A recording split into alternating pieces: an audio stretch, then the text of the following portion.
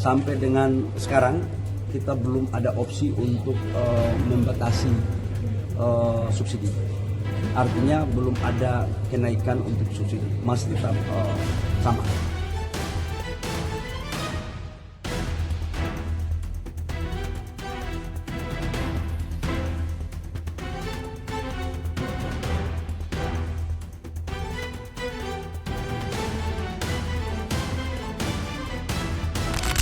Sentimen publik di berbagai platform digital saat ini sedang mendidih, dipicu oleh rasa ketidakadilan yang sangat tajam.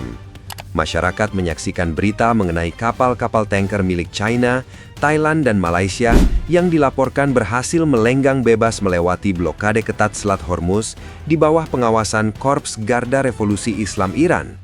Pertanyaan yang muncul di tengah kemarahan kolektif ini adalah satu, mengapa bangsa sebesar Indonesia dengan prinsip politik luar negeri bebas aktif yang legendaris justru seolah disandera di tengah kecamuk perang antara Iran melawan blok Amerika Serikat dan Israel? Ada rasa frustrasi yang nyata ketika membayangkan harga energi di dalam negeri mungkin akan meledak hanya karena aset strategis kita terjepit di sebuah kanal sempit yang jaraknya ribuan mil dari tanah air. Publik menuntut ketegasan, seolah diplomasi bisa diselesaikan hanya dengan gertakan tanpa mempertimbangkan kalkulasi kekuatan maritim yang sebenarnya. Namun, di balik riuh rendahnya emosi massa, terdapat sebuah paradigma yang bertolak belakang dengan logika kemarahan tersebut.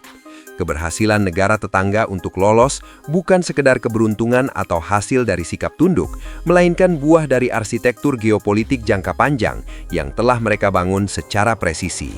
Di saat publik mengira ini adalah masalah keberanian, kenyataannya ini adalah masalah posisi tawar strategis yang belum sepenuhnya dimiliki Indonesia di Teheran. Fakta pahitnya adalah, dalam ekosistem Selat Hormuz, jalur hijau hanya diberikan kepada mereka yang memiliki keterikatan ekonomi dan keamanan yang tidak bisa diganggu-gugat oleh Iran tanpa merugikan diri mereka sendiri.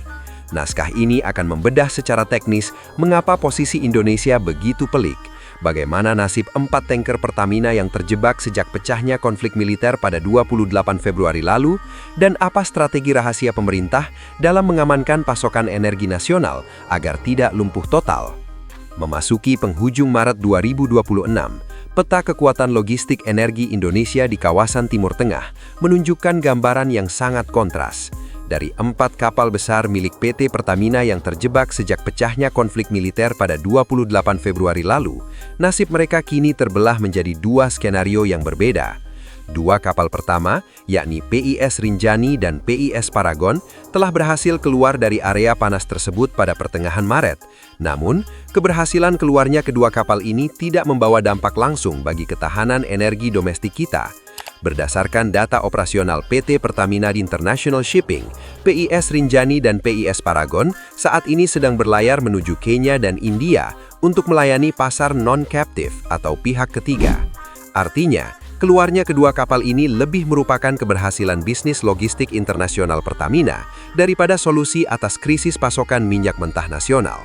Kekhawatiran utama otoritas energi saat ini justru tertuju pada 2 aset raksasa yang masih terperangkap di dalam kawasan Teluk, yakni Gamsunoro dan yang paling kritikal, VLCC Pertamina Pride. Jika Gamsunoro masih beroperasi untuk melayani kepentingan pihak ketiga, maka Pertamina Pride adalah jantung bagi ketahanan energi di tanah air.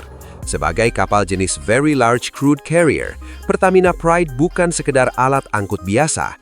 Ia adalah gudang minyak terapung berukuran masif yang membawa muatan minyak mentah dalam jumlah yang sangat besar, yang sudah diproyeksikan secara spesifik untuk mengisi kilang-kilang domestik Indonesia guna memenuhi kebutuhan BBM nasional.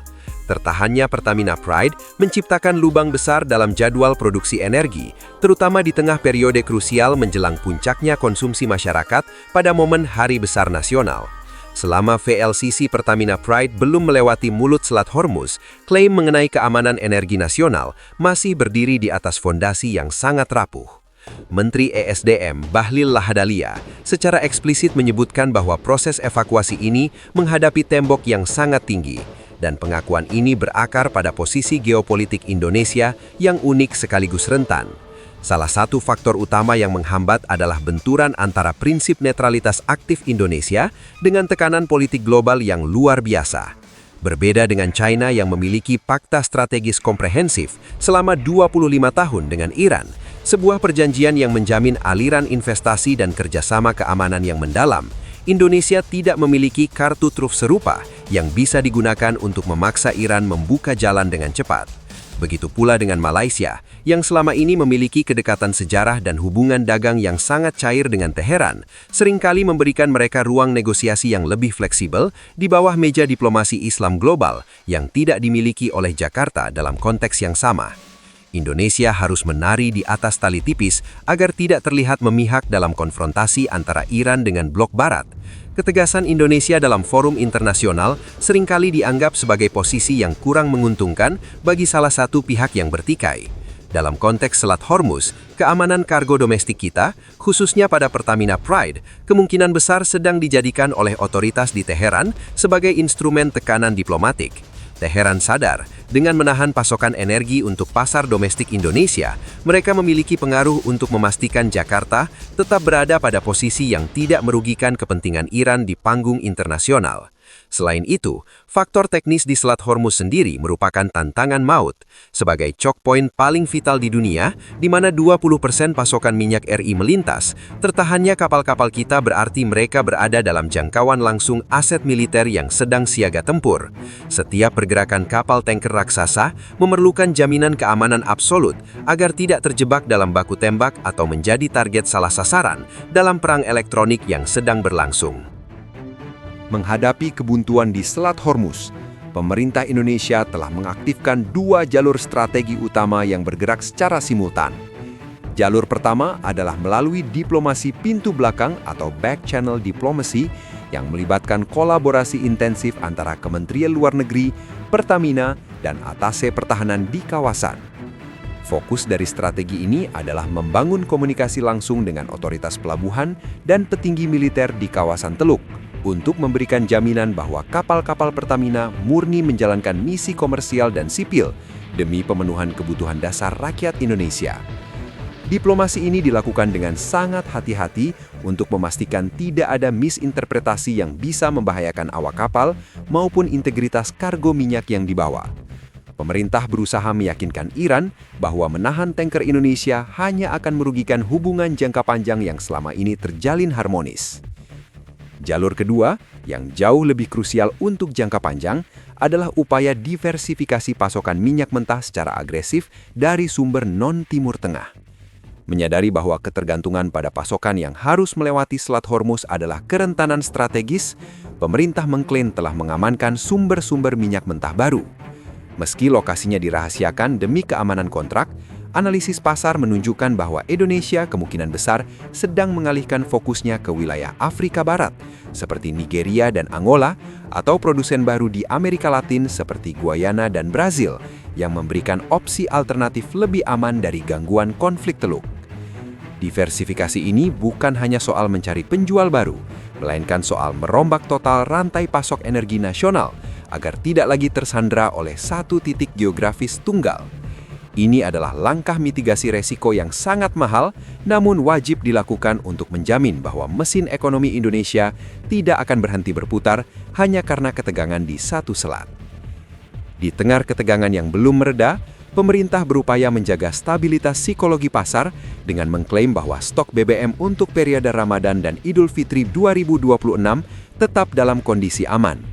Keyakinan ini didasarkan pada perhitungan cadangan operasional yang telah disiapkan secara berlapis dan keberhasilan pengalihan rute beberapa kargo lainnya. Keberhasilan evakuasi PIS Rinjani dan PIS Paragon menjadi bukti empiris bahwa secara teknis, celah untuk keluar dari Selat Hormuz masih terbuka, meskipun sangat sempit. Pengalaman kedua kapal tersebut memberikan data penting bagi navigasi dan diplomasi untuk kapal-kapal selanjutnya, menunjukkan bahwa ada momentum-momentum tertentu di mana pengawasan militer sedikit melonggar atau jalur koordinasi bisa ditembus melalui lobi-lobi teknis di lapangan. Namun, keberhasilan teknis ini tetap membutuhkan momentum politik yang tepat untuk bisa diterapkan pada Pertamina Pride. Pemerintah terus memantau situasi setiap jam, menyadari bahwa ketahanan energi bukan hanya soal volume stok yang ada di tangki penyimpanan, tapi juga soal kepastian aliran pasokan di masa depan. Jika dua tanker tersebut tetap tertahan dalam waktu yang lebih lama, maka tekanan pada cadangan nasional akan mulai terasa, yang pada gilirannya bisa memaksa pemerintah untuk mengambil kebijakan energi yang lebih drastis, termasuk penghematan konsumsi atau percepatan impor dari sumber alternatif. Krisis ini telah memberikan pelajaran berharga bahwa dalam dunia yang semakin tidak stabil, ketahanan energi adalah fungsi dari fleksibilitas logistik yang harus disiapkan jauh sebelum peluru pertama ditembakkan di medan perang.